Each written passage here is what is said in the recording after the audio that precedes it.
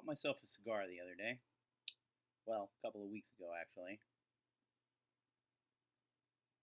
It was in anticipation of certain events which have since come to pass. And today I decided it was a good day to smoke it. And also, that made me think of another book to talk about. Mm. Now, the book I really want to talk about, um, well, it's not really pulp fiction, it's nonfiction. It goes with the cigar. Personal memoir of Ulysses S. Grant. I'm not much of a cigar smoker, like once or twice a year, tops, maybe three or four times when I was actually leaving the house. But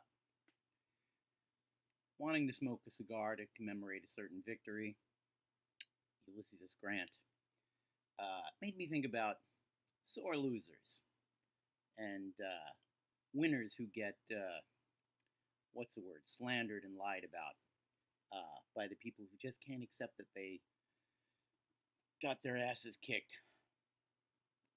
So, can't really do the personal memoirs of Ulysses S. Grant, but a very good writer named Ev Ehrlich wrote a book that's essentially a satire, a pastiche of Grant's memoirs called Grant Speaks. And the premise is that Grant wrote a less polite, more truthful memoir before he wrote the one that became a runaway bestseller and is widely regarded as one of the great nonfiction works of all time. Grant, well, the short answer is go watch the National Geographic miniseries from earlier this year, which was excellent. And we've really dealt with a lot of the false mythology about Grant. One of the frustrating things if you're a student of history, and particularly if you're a student of that period of history, is how many distortions about it are widely believed. This is not an accident. This is a thing that was very, very, very, very intentionally done. Propaganda effort that stretches from the earliest days of Reconstruction to the film Gone with the Wind, still the most popular box office champ of all time, and it's complete racist horseshit. It is. I can't help with that. But Grant Speaks is supposed to be Grant telling the unvarnished truth in an impolite way, and I wanted to read a couple of bits from it. One of them is the first. If you don't know his story, well, we can start at the end, which is that after saving the Union in the Civil War by defeating Lee, Grant was president a couple of times, had an incredibly corrupt administration because he put faith in a lot of terrible, terrible people. He was not a great judge of personal character. If he liked someone, he liked them, and it took a lot to convince him they were a crook. But he got wiped out financially, and the only way for him to come back was to write his memoirs, which happened at around the same time that he got a diagnosis of fatal throat cancer from the cigars. This first part deals with that. And overall about Grant Speaks, I want to say that as someone who studied this history a lot, aside from a couple of very obvious conceits of the author, which are meant to be easily identified as fantasies, historical fantasy, the history in this book is remarkably good, and even the way in which he captures Grant's voice. Grant was very smart, he was very funny, and he was a terrific writer, which anyone who's read the memoirs can attest. And Ehrlich does a really good job with Grant's voice, perhaps saltier than he ever would have been, but, alone with Mark Twain, maybe. Anyway, introduction by the author, Ulysses S. Grant, General of the Army and 18th President of the United States of America. To begin with, I'm dying. I first had trouble swallowing a year ago. Now the lump I couldn't swallow is swallowing me. When it was the size of a pea, I sought out my doctor, who sent me to a prestigious fellow proficient in excising pea-sized lumps. By the time that fellow returned from vacation, my pea was the size of an almond, which was larger than his proficiency. Instead, he referred me to a renowned practitioner in New York who was away in Paris practicing, but who would see me when he returned. By the time he did, my almond was the size of a walnut. And so a race ensued between the size of the lump in my throat and the stature of the doctors who were unavailable to treat it. In the end, the lump won. Sometimes I think it would be poetic justice if I sought out Dr. Frederick Saveshammer, who already had once saved the life of Ulysses Grant some 20 years before at Shiloh, even if neither he nor Ulysses Grant realized it at the time. My doctor calls my lump epithelial in character, apparently the learned term for what you get when you smoke 20 cigars a day for 20 years. I didn't smoke cigars until the capture of Fort Donelson, when a newspaper man, which my volatile friend Sherman used to say is another word for traitor, took a picture of me, cigar in hand. It wasn't even lit. But it was the first victory of the Civil War, and when people saw the picture, they started sending me cigars, boxes and barrels of them. It would have been wasteful not to smoke the ones I couldn't give away, so I did. In the end, it was the same old story. My fame killed me. There's nothing new in that. Every famous person is killed by his fame one way or another, sooner or later. Look at Lincoln. He was God's own yokel, all ears and knuckles and Adam's apple. I remember when he came to visit me in City Point in '64. We were encamped on the James River, laying siege to Petersburg and Richmond. He came off the boat wearing that stovepipe hat of his. At 67 inches, I couldn't have picked a penny off the top of it if I jumped like a trained monkey. I thought the wily old goat would live forever. He floated through every public moment, uttering his righteous visions of humanity, and then in private he would laugh and drawl like the true cracker barrel sit-about he was. He's dead now, killed by his own fame. Although fate certainly had a helping hand that night. If he'd stayed home in Illinois and lawyered, he'd have died a rich old man in his own bed. But like he once told me, once those President grubs start burrowing, they can't be driven out.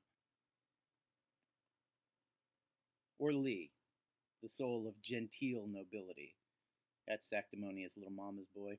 He was the only fellow ever to graduate West Point without a single bad conduct mark. I had 290, a normal lad's share of them, and I was a choir boy compared to Sherman, or for that matter, that lightning-struck farm boy Stonewall Jackson, this long before he, too, turned on his country, the dog. Well, I whipped Lee's hind end like a mule, regardless of what a good boy he was. I shook his hand properly at Appomattox, and they still talk about how magnanimous I was in victory. Why shouldn't I have been magnanimous? I couldn't have punished him any more than he punished himself. Lee was so distraught after he got beat that he moped and fussed and died of a broken heart only 5 years later. They tell me he was still fighting the war on his deathbed, calling to A.P. Hill to bring his line up. But no matter how often he did, I kept on whipping him. It was more than his overburdened heart could take. Lincoln, Lee, Jackson, Zach Taylor, my man Rawlins, all of them. I'll be joining them soon. But rather than dying quietly and privately the way even the simplest man with something epithelial gets to die, I'm dying in public view here in this book, a spectacle. I'm dying this way because I'm broke, busted, just as I always was. My father always said I had no business sense. Even when I was saving the Union, the old jackal probably wished I was a proper merchant instead. Sad to say, he was right. I never did have a head for business. I lost money in Galena, in Sackett's Harbor, in Alaska, in St. Louis, in Vancouver, in California, on Wall Street. Everywhere somebody else was making money, they were making it off me. This book is the only business venture I've ever devised where my downside is covered. I can't lose money as I write. All I can lose is time. But then again, I'm running out of that too. And now I want to jump to chapter 11, just a little piece of this. Um, when I found this book in a bookstore, I picked it up and randomly flipped to a page, and this was the page I flipped to, and it made me decide to buy the book instantly. A decision I did not choose, did not end up regretting. I still hear it today. Grant was a butcher. He was lucky. He had superior numbers. He was outsmarted by Lee every step of the way. A choir of know-it-alls will offer every explanation for Bobby Lee's surrender in McLean's parlor at Appomattox except for the obvious one. I whipped him, and I whipped him good. I'm not bragging. I'm not boasting, and I'm not making any undue claims. I don't ask for credit beyond that one simple fact. Nobody beat him but me. But they still talk behind my back, and I'll tell you why. It was because I was a tanner's boy who began the war commanding a regiment of unruly Illinois farm boys, while Lee was Martha Washington's grandson-in-law and began the war commanding Winfield Scott's admiration.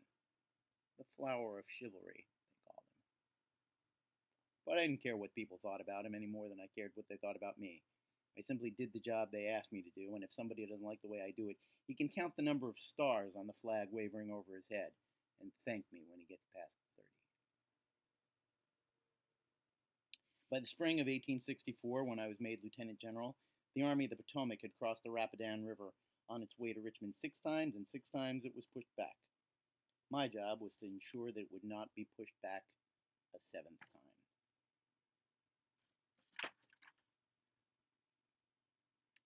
We were badly positioned, but if Lee was ready, so was I. I would rather have had Sherman in command of the Army of Potomac in Meade's place, but politics dictated otherwise. And so Meade kept his job. I turned Meade's men to face Lee's, and they fought bravely, but the terrain worked against them. Actually, it worked against everybody. It was hardly a battle between two trained armies. It was more a gathering of two opposing swarms, set loose in the woods to kill each other. Bodies, dead or wounded, fell to the leafy ground as shots came in all directions. That's what Lee, the flower of chivalry, wanted. Carnage.